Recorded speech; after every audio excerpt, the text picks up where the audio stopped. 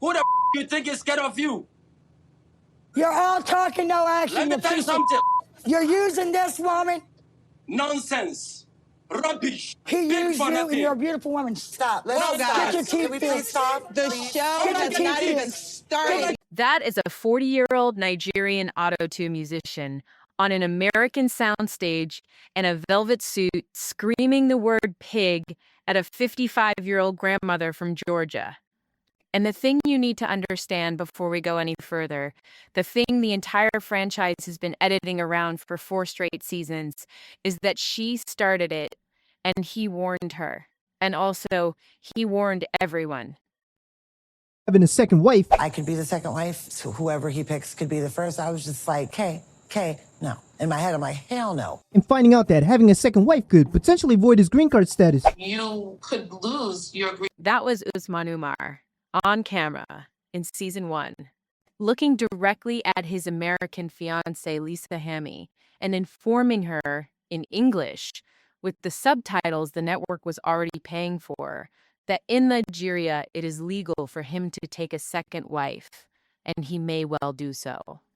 Lisa's response to this disclosure was to marry Usman that led you two to break off the engagement. What would it be? Number 1 is to get child, and I cannot get child from her. I wish this didn't have to happen. I wish he didn't feel this way. I love you so. He also told her that, I need a child. He said it on the second date. He said it on the first night. He said it at the engagement. He said it in the car to the courthouse. He was, by the standards of any 40-year-old man on a reality dating show, almost pathologically transparent about what he wanted. The transparency is the problem.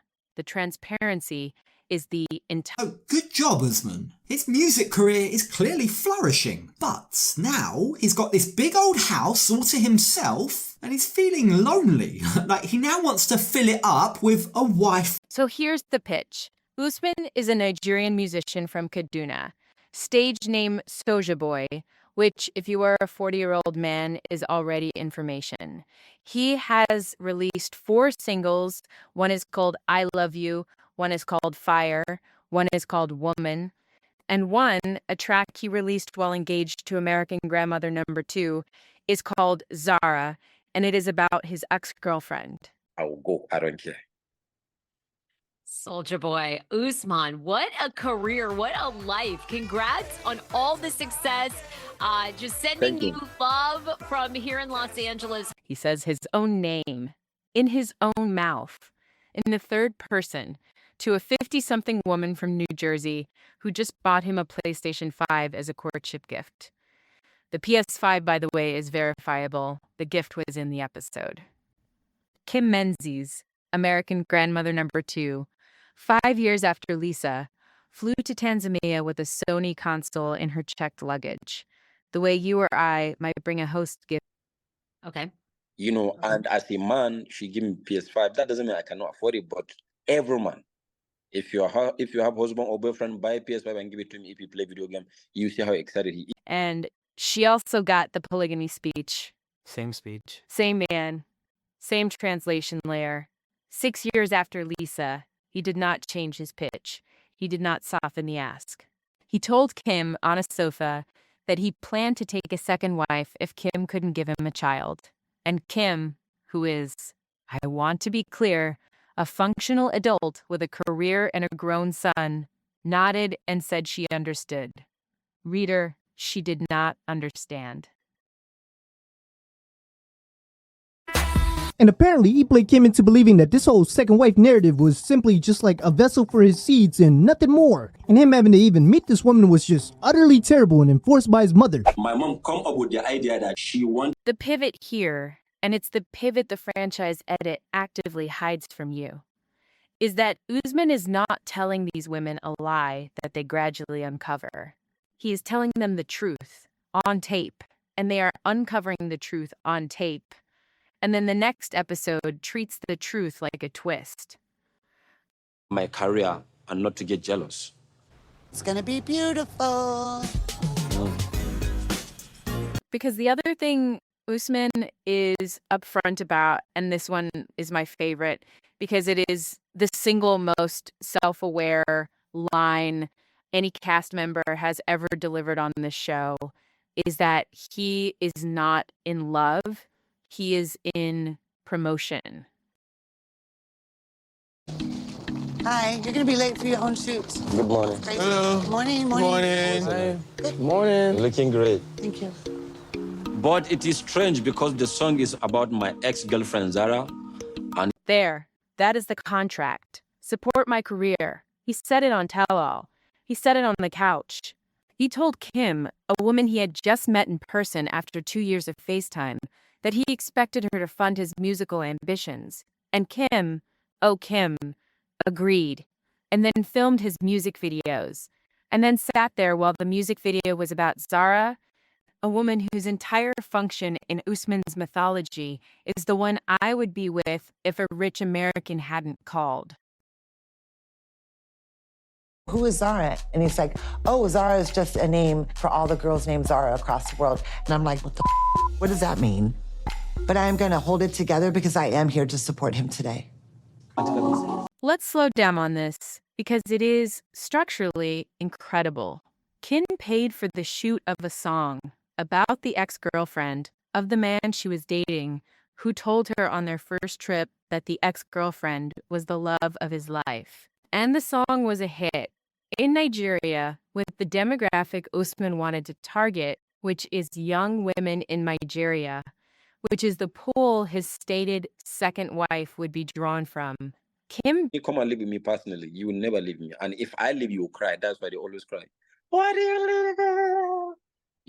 You disrespect me. If you didn't disrespect me, I will not go anywhere. I will stay. But if you disrespect me, and then, because the franchise cannot resist, Angela Deem walks on. Angela is the other character in the Usman economy. Angela is not his girlfriend. Angela is his colleague.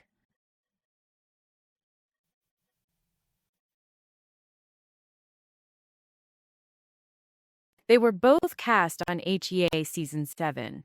Angela, for reasons that are best understood as the televised expression of late-stage menopause, decided that Usman had personally wronged her friend Michael and showed up at the virtual tell-all to confront him. Hold on. Okay. Angie, nonsense. Angela. Angela, sit, come on. Angela, chill down and respect us, please. Yara, shut up. You have no, you don't know what I do. Sit down and respect Why don't you us. sit me You down, are bitch? unrespectful. Sit me down. Sit down. Me down. Sit down and have some respect You for don't know what I've everybody. been. I don't respect I don't no one. care, dude. And I don't either. care. And I didn't shut your mouth. Guys, Just what like is going on? I don't care. Sit down. Go and get your seat. Go and get your seat, pig. That is a Nigerian man in a velvet blazer commanding a Georgia grandmother to physically sit down and behave. He is not wrong. He has also completely lost the plot. But in Usman's defense, and this is a sentence I did not expect to write this week, Usman has always played by the rules he announced. Angela has the luxury of being unhinged because she has been unhinged for 7 seasons on a network paycheck. Usman has been unhinged for exactly the duration of 1 segment, and only after being called every slur the American South can produce. Angela and Michael. Anything, yeah.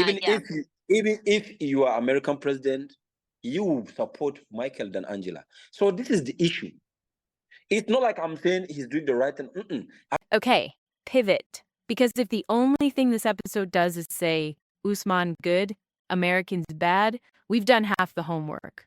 Usman is not good. Usman is transparent, which is different. Usman is a man in his early 40s who has, on television, for money, convinced at least 2 American women to finance 2 years of his life each, while withholding the thing they asked for in return, which was a marriage with children and a future. He gave Kim 2 years. He gave Lisa less.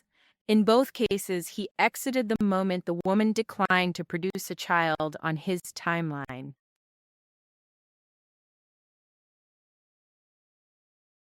Sit here, thinking about adopting a baby, but we don't even have sex. Well, we have sex. So now that we debunked that contradiction, let's think logically for a minute. Any man who's quote-unquote in love and has seen his woman Kim couldn't get pregnant. She was 50.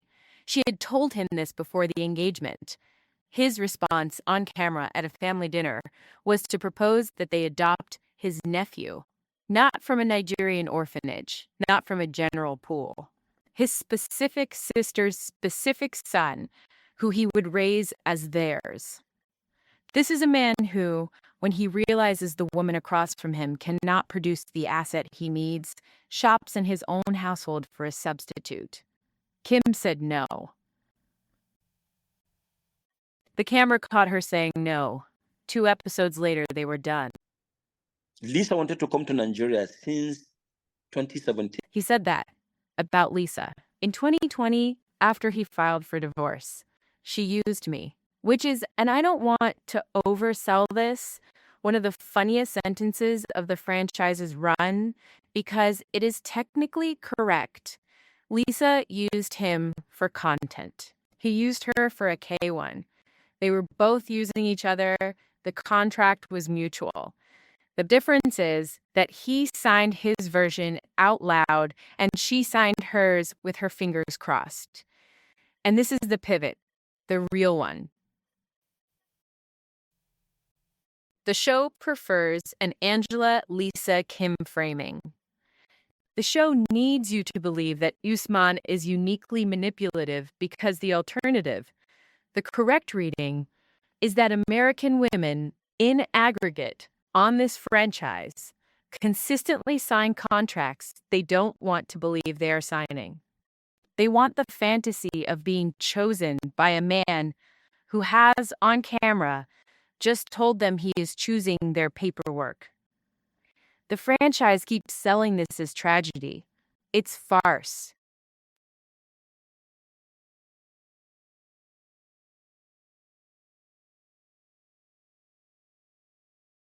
I told her that I don't like her to kiss the dog because she's gonna kiss my mouth, Sure. her mouth. I'm with So you. you know, on that. like, okay. So let me tell you what she started doing. Now that I told her that, anytime I call her after we settle everything, I told you from the beginning, this is the line he keeps returning to. In tell-all after tell-all, in interviews, on his own Cameo, where he charges $50 to say happy birthday to strangers, and $150 for a live call. He is correct. He told them from the beginning. He did not hide a prior marriage. He did not hide his polygamy. He did not hide his career ambitions. He did not hide his desire for children. The only thing Usman has ever hidden is that he is not, and was never going to be, the love story. I don't either. Let me tell y'all something. I want to thank Lisa because Lisa will not go live with nobody else but me and Kelly. Lisa was 52 when she met him. Usman was 30. Lisa's biography, at the time of the engagement, read, grandmother of 4, living in York, Pennsylvania, on a fixed income, going by the handle Baby Girl Lisa on Facebook. Usman was an aspiring musician in Kaduna, with 0 verified streams, 0 radio rotation, and approximately 1,400 Instagram followers. The value proposition from his side of the deal was plain. He was going to marry an older American grandmother who would sponsor a green card and fund the music. The value proposition from her side was that he was going to, and this is her phrase, make her feel like a teenager again. Those 2 deliverables are not symmetrical. They have never been symmetrical. Usman delivered his half. Lisa's was not Usman's response. to have the opportunity to be back on the show and let the world see that I am not really just for the green card or dating other women, because the reality is that none of these women that I dated that make more money than me. Watch how calmly he restates the ask. Every time a woman challenges him on it, every fight, every breakup, every tell-all, Usman, to his credit, is not move the goalposts. He does not lie about what he wanted. He says, over and over in those same subtitled sentences, I am not your romantic ideal. I am your spouse in a specific agreement. Lisa heard this and cried. Kim heard this and bought a PlayStation. The information was the same. To be fair to Kim and Lisa, and I want to be fair because it's easy to roast two women who flew across oceans for a man who told them not to. The situation they were in was asymmetric. Usman had nothing to lose. A failed engagement cost him 6 months and a plane ticket TLC paid for. A failed engagement cost Lisa her house and Kim her savings. The stakes were not comparable. The camera treats them like they were. They weren't. He was an artist on an expense account. They were women gambling the back half of their lives.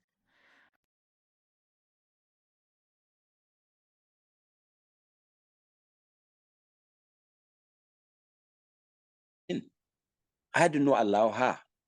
If actually green card or going to America is my mission, 2017 to 2020 is a very long distance. And that asymmetry, the thing nobody on Reddit is saying, is the actual grift. Not Usman. Usman is a musician with one good track and a workable English vocabulary. The grift is TLC, who figured out that if you put a transparent Nigerian man in a velvet suit in front of two American grandmothers, the women will give him everything, on camera, slowly, for 2 seasons, and the audience will pay to watch the idea. So I use that name, I take it to the script, the right script, and I shoot a movie. And then after shooting the movie, I release it on my YouTube channel, and I have minimum of 100,000 views on each and every episode. Here is the part that actually galls. The Zara music video, the one Kim produced on site, the one Kim was phoned watching while Kim's own face went through every stage of slow public grief. That video has, in the years since, cleared real Nigerian airplay numbers. It is a hit in a specific regional market, which means that Kim, factually, materially, through the TLC production budget and her own pocketbook, helped a man release a love song about his ex-girlfriend, and then the love song worked. This is not a metaphor. This is a line on a royalty statement. Me, I'm a good guy. If you don't believe it, fine. But I promise you don't know anything about me until you meet me in person. That's why you see any woman who meet me when I say we live in the start crying because And Kim, say what you will, walked into the video shoot and stayed. She drove Usman to the set. She brought lunch. She watched her choreographer demonstrate the dance he would do around another woman's name. She sat on a folding chair in the Nigerian sun and cried into a water bottle and did not leave. Because if she left the set, she left the relationship. And if she left the relationship, she left the show. And if she left the show, she went back to Tennessee, to a life where she is, for the mathematical record, a 50-year-old divorcee with one grown son and no TV deal. The shoot was the only place if fantasy was still live.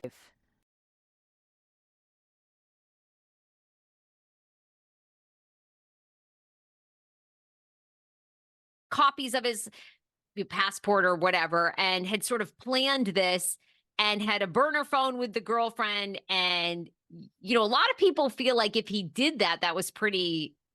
Usman will be fine. He is 42. He has a Cameo. He has 4 singles. He has, per his most recent Instagram, a new Nigerian girlfriend who is crucially Nigerian, actually of childbearing age, and per his own stories, already the mother of his now confirmed firstborn. The thing he insisted on the entire time, on camera, in English, with the receipts, it happened. Without TLC, without Kim, without Lisa, with the woman he told everyone he was going to find.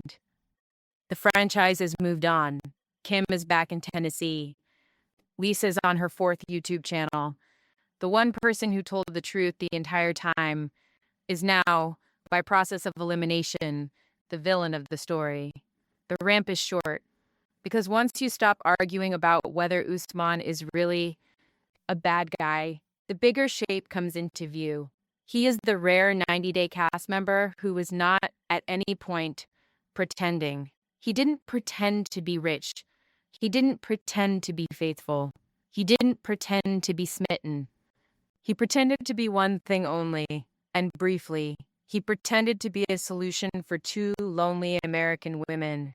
He pretended for as long as the paperwork required. The pretense was the product.